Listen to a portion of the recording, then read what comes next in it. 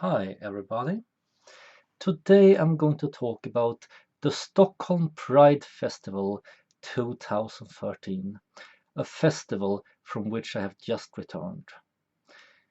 I participate in these festivals every year since a decade ago pretty much, and they have just kept developing, getting bigger and bigger. It's a really interesting phenomenon. This year we were 60,000 in the parade and 600,000 people watching. And of course, the parade is only one part of the festival. The three main parts are, as always, the Pride Park, the Pride House, and the parade itself. I've been going in the parade every year.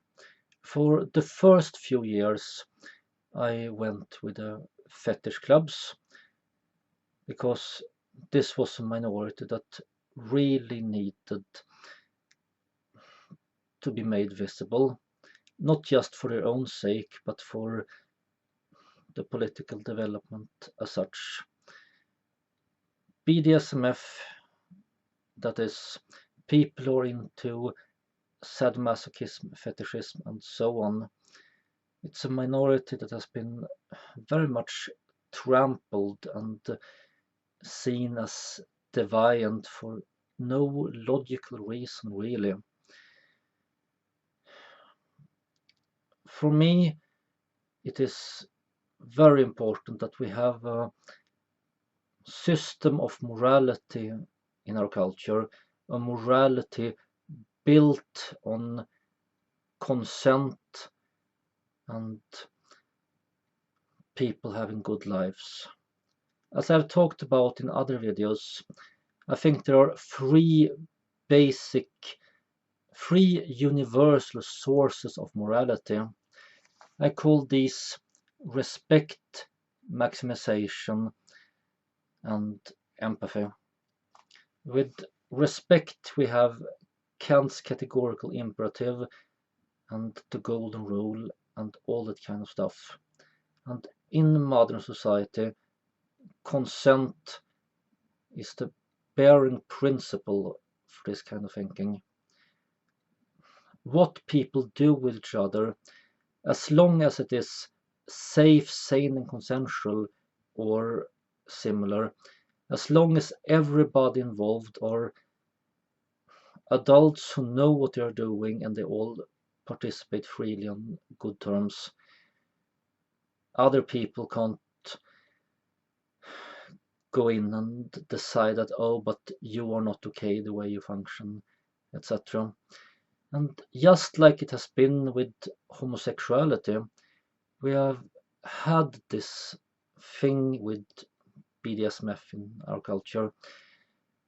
When I started attending these Pride festivals, there was still 5 or so years to go before social services stopped to officially treat BDSM and fetishism as mental disorders, in spite of psychiatry having changed this already in 1990. I've talked a bit more about this in my series BDSMF versus bigotry. Anyway, these few first years in the parade, it was a really mixed experience to go with those clubs. There was a lot of people in the audience sharing and having a good mood and total pride feel to the whole thing. But there were also some people looking worried or very puzzled or sometimes outright hateful. As the years progressed, there was less and less of those faces. And the last time I went with the fetish club, pretty much everybody was cheering. Well, I have also gone a bit with RFSU, the Swedish branch of International Planned Parenthood Federation, and similar organizations. And I really would like to go with Marching for Those Who Can't someday. This is a section lifting up, for example, the situation in Russia, where homosexuals are being targeted as being the new scapegoat, really. The increasingly fascist government, increasingly undemocratic government, needs people to point fingers at, and they have more and more starting using gay people to channel people's hatred away from the government to these minorities. If you haven't thought about it yet, think a bit about participating in the Pride Festival next year, for example, in Marching for Those Who Can't. I think this festival is really a part of the global fight for democracy and human rights. This year I went with Rose Alliance. It's a Swedish organization for the rights and dignity of sex workers. I actually promised last year that I would attend the section. Then the section got cancelled, but then one of the leaders of Rose Alliance got murdered a few weeks ago, and I decided that we must have our section after all. So of course I attended. There was really nothing more to it. As I've talked about in another series of clips, I happen to know the victim, Eva Marie, as her name was, or Petite Jasmine, as her nickname was. And I'm not going to get much into that particular struggle at this point, but the basis here, the basic thing, is that there's a lot of prejudice and bigotry and discrimination against sex workers in Sweden. And Sweden has a system for handling issues of sex work, a system that contributes to this categorism, this prejudice, bigotry, and discrimination against a category of people, in this case, sex workers. The Swedish model does not tell people to respect sex workers. Instead, it urges them to stay away from sex workers. The message given is that you should not mix with that kind of people. And the Swedish model is better than the American model that doesn't really acknowledge that sex workers are even human. The Swedish model treat adult sex workers as human children who can't think for themselves, need to be told what to think and feel, and so on. And as I explained in the other series, this systemic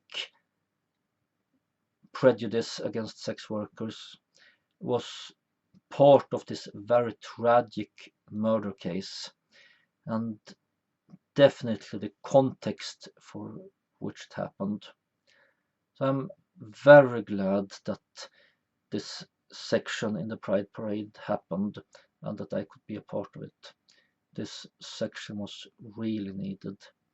And attending it was like attending those fetish club sections a few years ago, before social services changed their position on BDSM and fetishism. A lot of people were sharing. Some people looked really proud to say, it's like, yay, power. But there were also a lot of people looking puzzled or something like that, and a few was outright hateful. There was some people glaring at us with contempt in their eyes and giving us the finger. I think some of them really wanted to pull out a gun and murder every sex worker or sex worker sympathizer they could get their hands on. This is the climate we have in our culture when it comes to sex work. Not a culture where everybody hates sex workers, but a culture where hatred against sex workers is normalized and violence against sex workers is always blamed on the victim, not by everybody, but by quite a few people. Returning to the case of the murder, this happened at a social services facility, and the murderer stabbed a social worker as well. And there were people in public debate who claimed that, oh, but that's the kind of treatment you have to expect to get when you're a sex worker. If you didn't want to get stabbed, you shouldn't have sold sexual services for money. Oh, some people. During the Pride Festival, there was a radio show talking about the murder and about this section in the parade. The program itself was pretty good. By the way, I will link it among other things in the low bar, although it is in Swedish. Anyway, after the panel discussion, they allowed in random people to call in and give their opinions. And the first guy accused the reporters of talking about this subject at all. His idea was that we shouldn't say that this murder was a bad thing because the victim was, quote, a lowly hooker, unquote, or en simpel hora, as he put it in Swedish. And he thought that if we said that murdering a sex worker was a bad thing, then people might think that it's okay to be a sex worker. That kind of attitude, it's really widespread in society. And to an extent, the Swedish model is trying to fix that, it's just that it's failing. I mean, part of the idea why they implemented that model was to try to make people understand that the problem with sex work is not that sex workers are bad, but that sex work is bad for the sex workers, which isn't always true, by the way. It's the stigmatizing that is bad for everybody. Doing sex work would be bad for a lot of people, probably most people, but the idea that all female sex workers are victims and that male sex workers don't even exist or doesn't count, the whole idea is based on disqualifying all lived experience that doesn't fit into the narrative. This is destructive ideological dogmatism, and people need to start listening to actual sex workers of all kinds, not least the ones in Rose Alliance. What they have to say about their lives is valid and quite relevant. This year, I think it was the third year for Rose Alliance to participate in the parade, and I was told that the audience mood was much different this year than previous years. Last year, I was told people just stopped cheering when their wagon arrived and then started cheering again when it was time for the next one. It was really hard for them to participate that year, but it was much different this year. Things are changing one step at a time.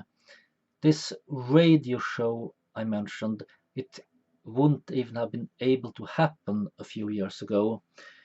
However, it's always 2 steps forward and 1 step back, isn't it?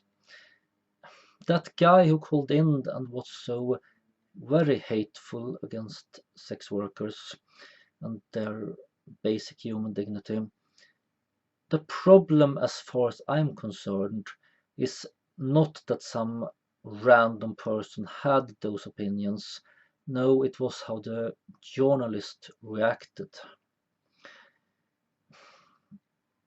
She simply said that, well, I don't agree, but I think it's wonderful that you express these opinions so well. So she was just giving him compliments for trampling the basic human dignity of this category of people. When I think about categorism, I tend to interchange the categories. I mean, when you talk about one underprivileged group or a privileged group or another group, it can be interesting to switch them around and see, how would this look if we were talking about another category? The example I was thinking about in this case, what if it was a racist who had been calling in? In this particular case, in real life, Eva-Marie happens to be white, but let's say that she had been black or Asian, and somebody had called in complaining that they shouldn't be talking about the murder of someone of that skin color because they are so worthless. If the journalist had been giving the same compliments, then I'm really curious what would have happened to her career. At least there would have been an uproar, but in this particular case, if she's putting her career on the line, it is not for complimenting bigotry, it is for not being bigoted enough herself. As a human rights activist, I don't think that any person deserves to be trampled based on categorization.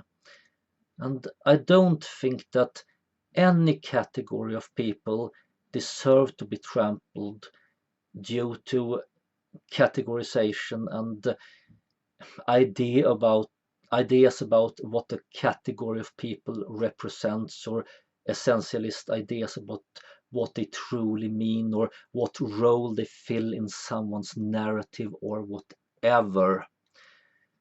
It's not okay to put down people unless they objectively deserve it. If someone has done something bad, you have to be able to show that this person has actually done this, and you must also be able to show that it is a bad thing in itself. Having sex with people without being married is not a bad thing in Swedish culture, and as long as you respect each other and protect yourselves so you don't spread any diseases or anything, there is no reasonable basis for condemning it. When it comes to sex work, it is more complicated because people can get trapped in that line of work. Even if it wasn't destructive in the beginning, it can turn destructive later, but that is partially due to this very stigmatization that the laws contribute to.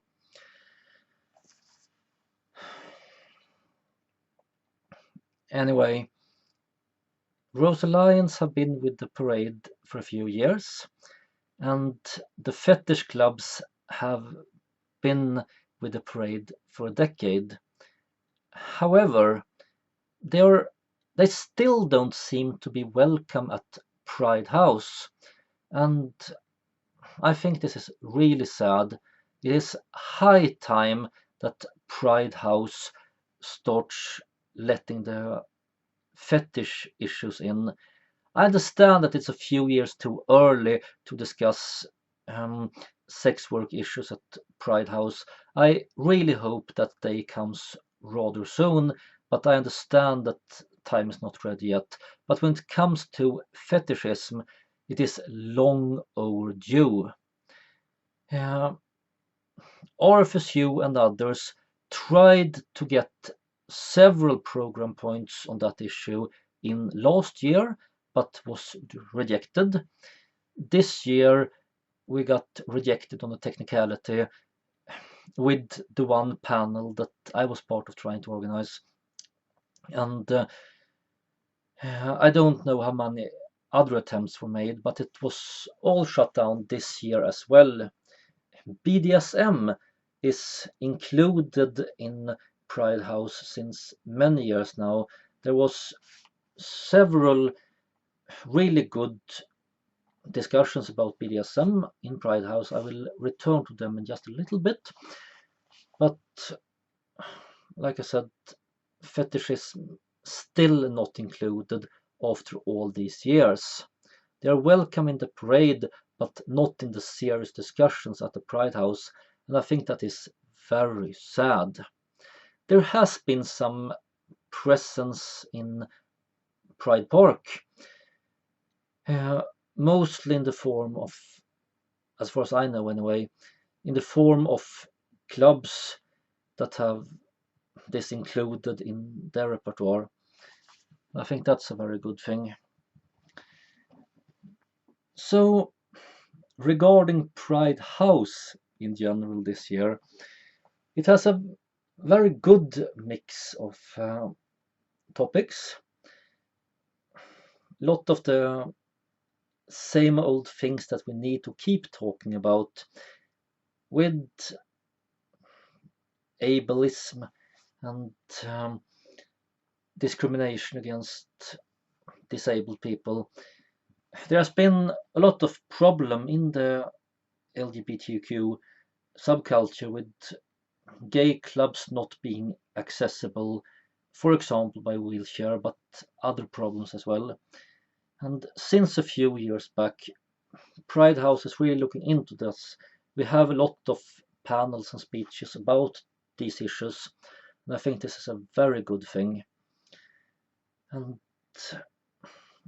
another one I went to was a workshop about rape culture, really. Um, the headline was something about how to avoid rapes this summer, and the discussion was about a hypothetical example of a man getting raped by a woman. In some versions of the scenario, he was in love with her. In others, he was just naive. The discussion was very interesting, and I'm glad that this particular workshop was part of the Pride House this year.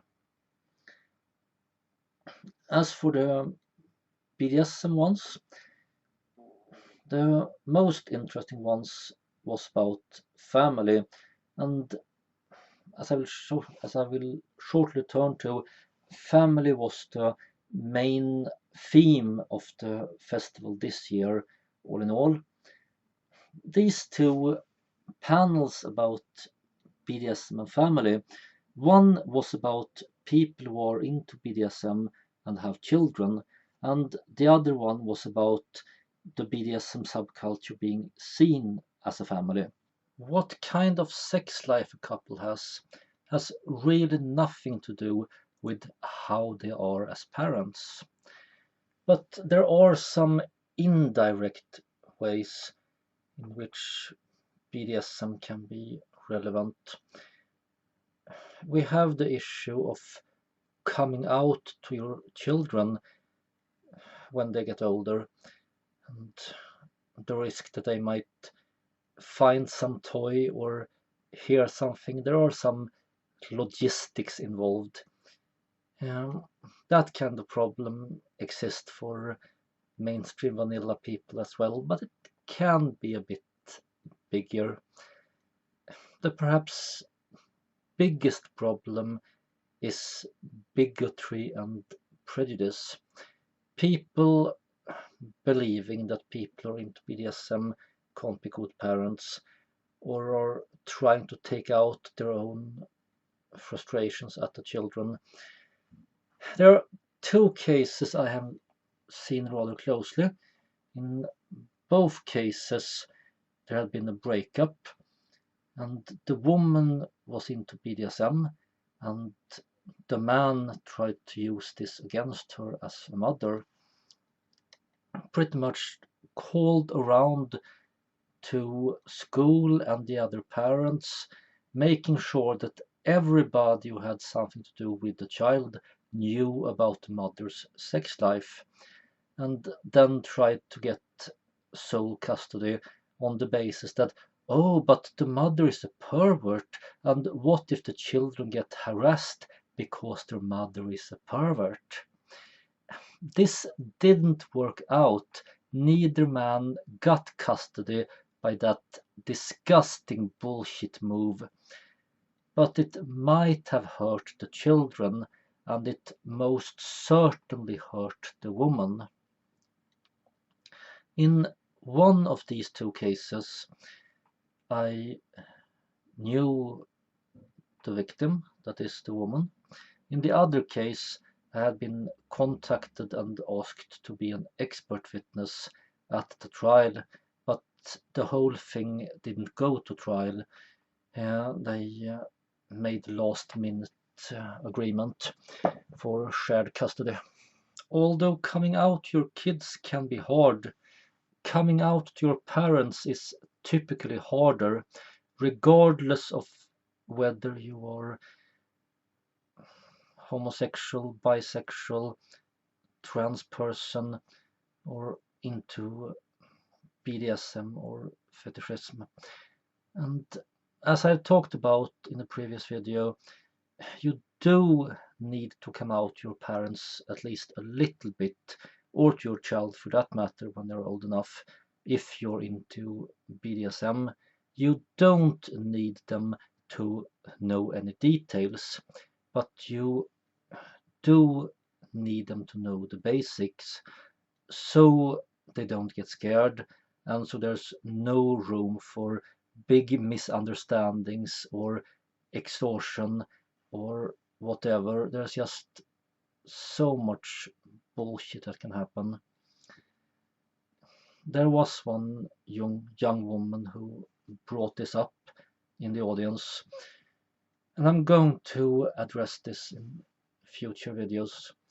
One of the women in the panel described how she had had a really easy time because she started getting interested in BDSM as a young adult, but her own mother was already in the subculture and could guide her, so that worked really fine for her. One final thing I just have to mention about this particular panel was one of the panelists saying that all love is good love between consenting adults. And this is something I not only agree with strongly, but also think need to be pushed. You see, in Sweden we have this slogan, all love is good love. It's a very widespread slogan, and I really despise it in its current form. I mean, I would gladly wear a button that says all mutual love is good love, but that's not the button being spread. No, it says all love is good love. And this can mean one of two things. Either you make unhappy love invisible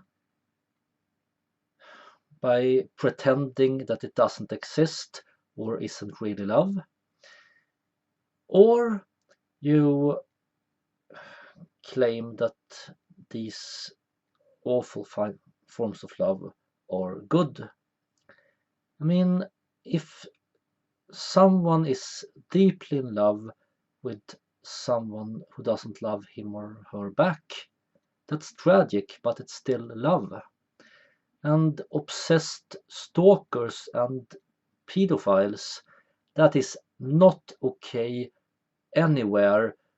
We really need to distance ourselves from that kind of behavior, but it is often driven by love, a twisted, sad kind of love, but still love. So claiming that all love is good love, that is horrible.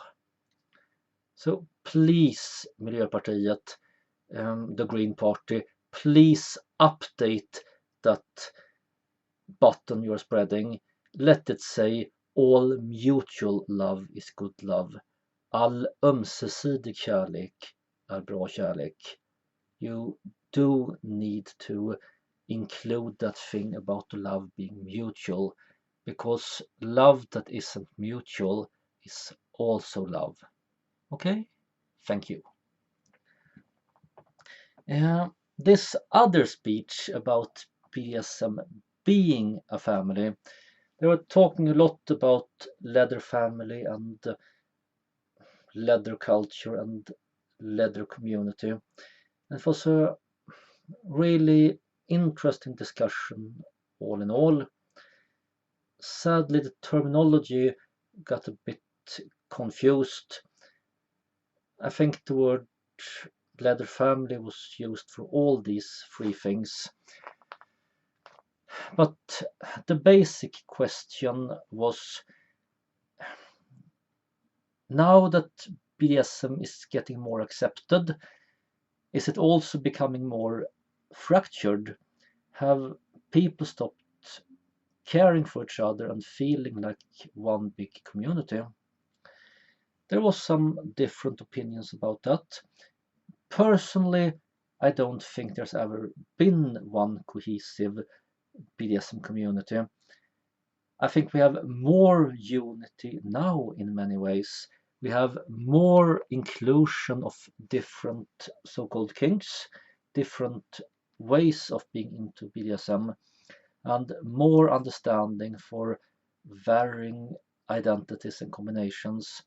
And it doesn't matter anymore if you are gay, straight, bi, pansexual, queer, whatever.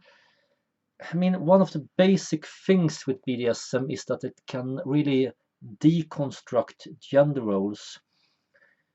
Whether you're a dominant or submissive have really nothing to do with whether you're male or female and whether you're gay or straight.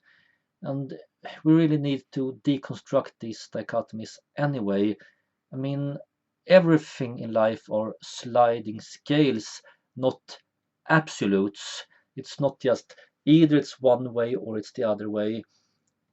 I call that kind of black and white thinking dichotomism, when you are trapped in dichotomies. One of my favorite panels was about honor related abuse and such. And my favorite part of that panel was about terminology, how we talk about these issues. They strongly recommended that we talk about honor normativity, that is, social norms in the name of honor. In Swedish, hedersnormativitet. And that we talk about violence and oppression in the name of honor. Sadly, we as a culture tend to talk about honor culture, honor violence, and honor killings.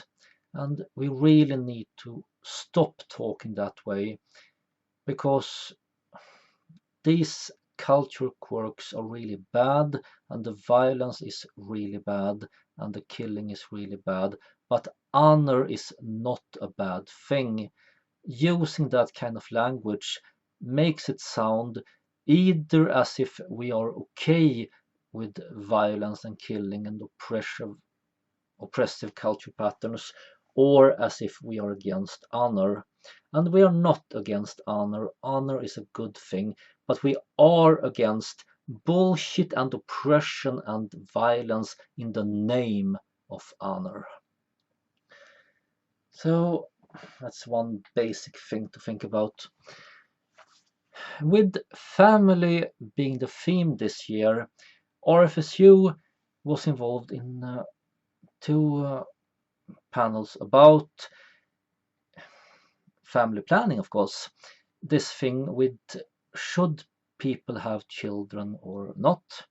And one of these was about people who want to have children but can't have them, and the other one was about people who don't want to have children but people around them pressure them. Of course, there's no contradiction between supporting these two causes. We shouldn't be for or against children. We should be for the principle that every child have the right to arrive welcomed into the world. Everybody who wants children should be able to have them, and everybody who don't want children or are not ready for them should get to not have them.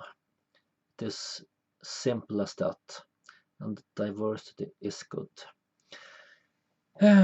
Of course, Pride House is not really for children. It can be about children, but not for children, because it's just people sitting and talking all the time. Pride Park, on the other hand, can and should be inviting to children. There are more and more rainbow families and so on. More and more people who have children and want to be part of the Pride Park preferably bringing their children. I don't have any children of my own at this point of my life, but the lovely family I lived with do have 3 little kids, and they told me that this year was perhaps the best and the worst in a long time, because this year Pride Park had this little amusement park section where children could go on carousels and so on. However, these things costed money each time you used them, and this year there was very little for children that wasn't pay per use. There ought to be much more where kids can just be and play and have fun, not just be a cash cow. So we hope that there will be a bit more flexibility when it comes to children next year. And personally, I think it's rather sad that we are back to the system where everything costs money. Young people who are homosexuals or bisexual or transsexuals or into BDSM or fetishism or queer in any other way, non-normative, but don't have a lot of money. They are really locked out of the Pride Festival. They can't go to the park, can't go to the house. They can only be with the parade itself, and that's only one of the 3 pillars of the festival. So I hope that they will soon get something for free that they actually manage to get to work. A few years ago, they made the park and the house totally free. And there was some complaints, but the big problem was that their budget really imploded. The festival almost died because of the lack of income. So I hope they manage to find a balance where some things more than the parade can be free, but they still get the money they need, and so on.